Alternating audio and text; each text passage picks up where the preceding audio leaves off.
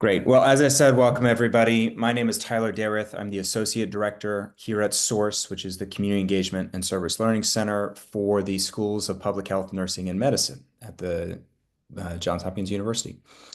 I'm really pleased to have you all with us today and look forward to sharing more about our Service Learning Academy. To kick us off, I'm going to invite my colleagues, Mindy Levin and Janae Johnson, to also share with us today. Janae is our Assistant Director of Academic Service Learning, and Mindy is our Director and Founder. I'm going to pass it to Mindy to get us started. Awesome. Thank you so much, Tyler, and welcome everybody to today's information session about our Service Learning Academy. Tyler's also going to take over the slides for me as well here. Really what I want to do first is introduce everybody to SOURCE, if you don't already know SOURCE.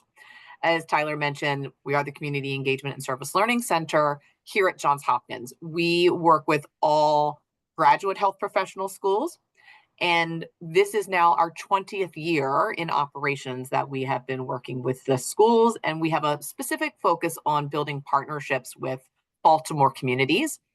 And the work is really to build these partnerships that focus on promoting health as well as social justice. And a bit about our approach, we're sharing a little bit of this information with you all today. We do have some core values, which include reciprocity, justice, service, and collaboration. But we also have a set of guiding principles for community engagement, as well as a number of social justice commitments. If you want to learn a little bit more about SOURCE, you can find some of those details on our website. And I do have the great pleasure of working with an amazing team. You'll see pictures. This is our full-time SOURCE team members. So between Janae, Tyler, and myself, we support the Service Learning Academy, but we also have some other incredible people on our team doing a lot of the work and some of our other areas of focus. For any of you that happen to be Hopkins faculty, because this program is open to both internal Hopkins and faculty from around the country, I do quickly highlight some of the governing board representatives, the deans that serve with us at SOURCE. From the Bloomberg School of Public Health, we have Drs. Jones, Sharfstein, and Ward.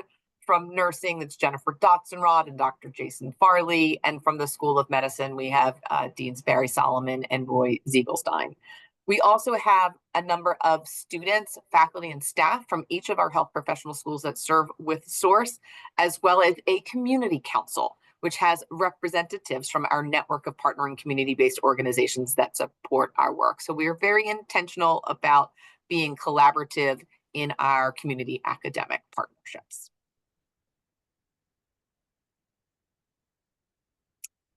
One of the things that we really highlight through the work that we do at SOURCE is that we do have intentional partnerships with over 100 community-based organizations here in Baltimore City, and they're very wide-ranging. I share this because we have organizations that might be a very small grassroots organization to larger organizations like the Baltimore City Health Department and all their different divisions. But it's really fantastic that we have this established network of partners that are really interested in working in community engagement and critical service learning spaces. And they often say that whether there is a particular health topic or a specific population that people are interested in, we likely have a partner within our network. Again, for those of you that are joining us and you are in the Baltimore area, this is an opportunity to tap into our network of partners through the Service Learning Academy. And if you're a faculty member that's joining us external from Johns Hopkins, while we don't necessarily have partners at your locations, we still support you for every step of the way through the Service Learning Academy to build your service learning courses. So one of the great things about SOURCE is that, as we said at the beginning, we are both the Community Engagement and Service Learning Center. And we're going to share a little bit more about what this service learning pedagogy is and how we utilize it. A few of the things I wanted to highlight is that this SOURCE Service Learning Academy has been around. We are now in our 13th year. And one of the things that we're doing with faculty members is that they are designing courses, either a brand new course or integrating service learning into an existing course. And we really are teaching faculty and our community partners about critical justice-based pedagogy. And this is an opportunity for us to build partnerships, not just with our community-based organizations, but also within each cohort and the multiple years that we've been running the program. I'll also mention that now that we've been running the program for quite a few years at this point in time, each year at Johns Hopkins, we support anywhere from 10 to 20 different courses that are offered each year, particularly at the School of Public Health and at the School of Nursing. We also do quite a bit of research regarding our participant outcomes, whether that's the students that are involved, the faculty, as well as our community partners. So we are really dedicated to the scholarship behind critical service learning pedagogy, which is something that we extend to our faculty members as well. And we've really taken the work of service learning into all aspects of your work, not just your teaching, but also in your research and practice. And I'm going to turn it over to our colleague, Janae, who's going to take it from here and introduce you to some of the members of our service learning leadership team. Janae? Mindy, hi everyone. Good afternoon. My name is Janae Johnson, and I serve as the Assistant Director for Academic Service Learning here at SOARS. So I'll tell you a little bit about our Service Learning Academy leadership team. So of course, myself, Mindy, and Tyler. We also have some senior faculty fellows as well, two coming out of the School of Nursing, which is Kelly Bauer and Nicole Warren. And then we also have our fellow that comes out of the School of Public Health, which is Hanifa Salim, and then also two of our community fellows, which is Jason Green and Sierra Huff. We're all here to support you all, so I don't want you to think like, okay, I've become a part of the cohort. I don't have any support. We have a lot of bodies here to support you in your service learning and in your courses as well. So a little bit of an overview of a lot of significant things that we've been able to accomplish here at SOARS with the Service Learning Academy. Again, it has been 13 cohorts. We kicked off the Service Learning Academy in 2012. Throughout this duration, we have engaged in more than 90 faculty fellows, over 40 community fellows as well. And then also, again, we do help support those service learning courses. We have supported over this time over 40 courses, as well as engaged more than 4,000 students and completed more than 100 of service learning projects as well. We also like we said, we have expanded our national audience. We expanded in 2021. If you have any questions as far as, is this academy something that would fit the institution that I'm at or the institution that I serve? We have served a multitude of different types of institutions, from research ones such as like Columbia or UCLA, and then also smaller regional schools such as the University of Southern Maine, and then also Kent State. And then, of course, Research Grounded. We have a ton of different peer-reviewed journals that we are a part of that we've published for the outcomes of our program, as well as being recognized by multiple national organizations. So a little bit about the Academy components, so what it consists of. So we kick things off by having a 2-day seminar. This year it'll take place June 3rd and June 4th. And then a little bit about the components that we go through with the 2-day seminar. We have training sessions. We also engage in different expert panels as well. And then also some reflection sessions, and even time for you all to plan certain things to be able to kind of put what you're learning into practice as well. Outside of the 2-day seminar, once we move into the year, we have monthly webinars as well. Some of those webinars will be just for your cohort, so you'll have the cohort meetings during the odd months, and then you'll also have the opportunity to engage with other fellow members as well during the even months. Some of the topics that we have addressed before is like service learning assessment, engaging in critical reflection practices, understanding conflict, and then, of course, justice-based pedagogy. As well as those opportunities that we have to support you, you also will be guided in one-on-one advising opportunities.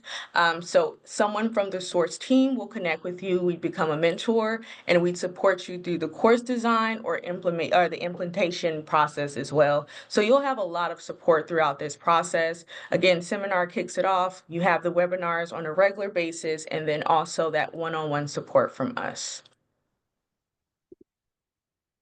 And I will pass it over to Tyler. Thanks, Janae, so much. Just to sort of close out those components, I'm sure that's a space where you want to ask many questions. So feel free to bring those during our Q&A session. But really, it's designed with those three components of the seminar, the webinars, and the one-on-one mentoring to build a community of folks who are trying to do community engaged work and university community partnerships. So that's what the Academy is. How do you join the Academy? Every year, our cohort is made up somewhere between 12 and 15 fellows. It usually ends up being a blend of internal folks here at Hopkins who are faculty, external faculty who are at universities, like we said, across the nation, and some of the community leaders here in Baltimore who we also train alongside our faculty. The timing of joining us, the applications, as I hope you know, are due March 1st. We have a PDF preview available of that application. It's really not too extensive. We ask you a few questions, and I'll go over that in some more detail in a minute. Our decisions are reported March 25th, so we gather our senior leadership group, and we review those applications as a team and make our decisions. You will hear from us by the 25th at the latest.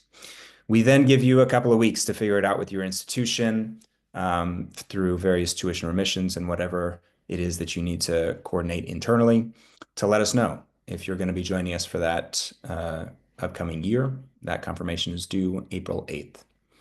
Like I said, the application is linked through our website, which you can find right there, and the PDF preview is available for it. So what does the application entail? If you haven't gotten a chance to look at it quite yet, there are 3 main sections to complete. The first one is professional information. That will take you a minute or less. And then the next 2 are first open-ended responses on your experience and teaching philosophies. So we're trying to understand what course it is that you're considering, or if you are in a leadership role, what program or support spaces you're in for the faculty who are engaging in service learning, what experiences you have as a teacher or student or community partner in these sorts of spaces. That's the sort of meat of our application. Lastly is we like to get early confirmation that you can engage in the Academy commitments. That means coming to Baltimore for our seminar. We find it really valuable to have our cohort in the same room, working together over a couple of days and really build that sense of community year over year. We then extend that into, as Janae said, the webinars that happen with our cohort, and then all fellows, which is inviting everybody who's ever been through our academy back together as they're able to, again, reinforce that sense of community of the folks who have a shared vision and purpose of what education can look like in our communities. So as you're engaging in the application, please consider the seminar site. It is in person here in Baltimore. What we do is we ask you to find a way to get here. You're responsible for your travel, but we will put you up. And so we get a couple of nights at a hotel right down the street from where we'll be working and learning together at the School of Public Health here at Bloomberg. And just to reinforce and clarify, our webinars throughout the year will be online. You don't have to figure out a way to get here every month. You can stay in your offices or in your homes as you like it. Before I open up for some questions, I do want to give just the briefest of backgrounds of what we mean when we say service learning, because I know that that can be one of those terms where we think we're saying the same thing, but we mean some different concepts. So when we talk about service learning, we're pulling from the critical service learning tradition. If you don't know about that or haven't heard of it, you will by the time you join our cohort. We've got plenty of materials for you, but one of the main folks who really popularized this term and helped nationalize it and really globalize it in some ways is Dr. Tania Mitchell. She has a lovely article from 2008, which is a sort of grounding initial article to explain what this means. In her work, and we adopt this framework, she talks about 3 intersecting foundations of critical service learning work. That is, that when we engage in this practice, we are in it for social change. More than engagement, more than learning, more than understanding context, it is about recognizing that there are problems in our world, and this is a way that we're going to engage in trying to change those together. To be able to do that kind of social change, there are 2 main methods of engaging in that practice as we're learning together and doing projects. First is building authentic relationships. That is, we want to build space and figure out ways in our courses that we can engage deeply with our community partners and with our students and have them do that with each other. It's really not beside the point to get to know folks, but we argue, and many others in the critical service learning space argue, that you can't do this kind of work. You can't do social change work without knowing each other well. You have to build those systems and relationships of trust in order to engage in collective action, which is the way we make change. And it's not just on an interpersonal level. This is the third piece. Redistribution of power is recognizing that we are in systems that oftentimes are broken and many times are inequitable. And so when we're engaging in something like a university community partnership, we often go into that space recognizing that that's an imbalance already, and usually a relationship writ large that is strained. And so how do we work on building projects and building relationships as we are at the same time working to redistribute that kind of power system to make it a flat space? That is, everyone is entering into a space with an equal voice, with full agency and power, shared power, in a space to direct that project. All of this derives from community-based projects. And so we start with our community partners and then build out from there, and thinking about how we can construct our courses and plans and education work with students around what it is that our partners have for their own community goals. That is the briefest of introductions to something that will take us, many hours together as we sort of work through what it all means. We as leaders are always trying to update ourselves on the latest work in these spaces. And so you'll hear us mention other things around service learning and community engaged partnerships, of course, anchor institution spaces, even some more recent work in anti-colonial service learning practices, et cetera, just to give you a sense of how we are also always trying to learn in this space. The biggest difference that I'll point out here is why we lean into critical so much compared to traditional models. Traditional models of service learning are, I think rightfully so, sometimes criticized as being a reinforcement of those power dynamics that I mentioned just a minute ago.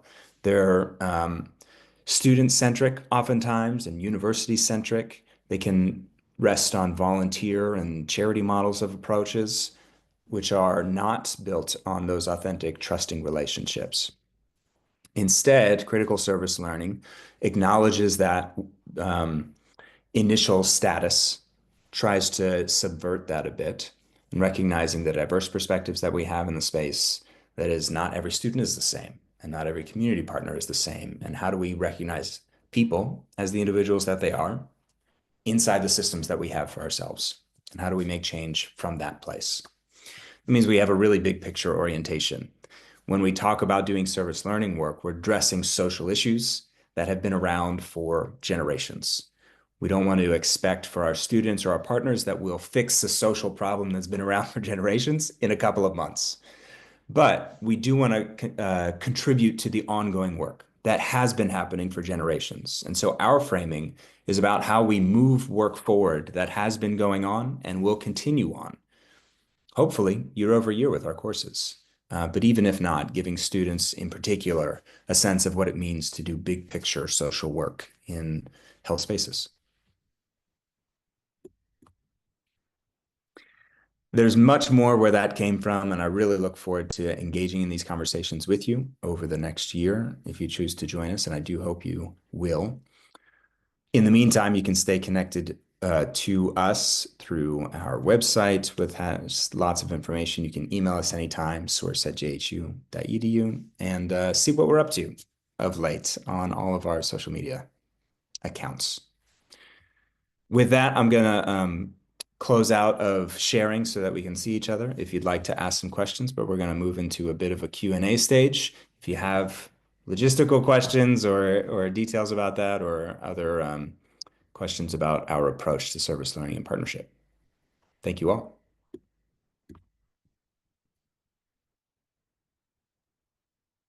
I would say we're a small enough group, so whatever your comfort level is for questions, if you want to come on camera, come off mute, you can do that or type in the chat, but we're happy to answer any and all questions. And I'll also note one other thing.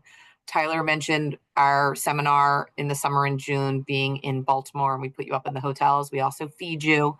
So literally, you're just going to cut here. We have great meals. We break bread together, and it's a really lovely time to build community with one another. Yes, how could I forget the meals? Thanks so much, Mindy. Amazing meals. Yeah.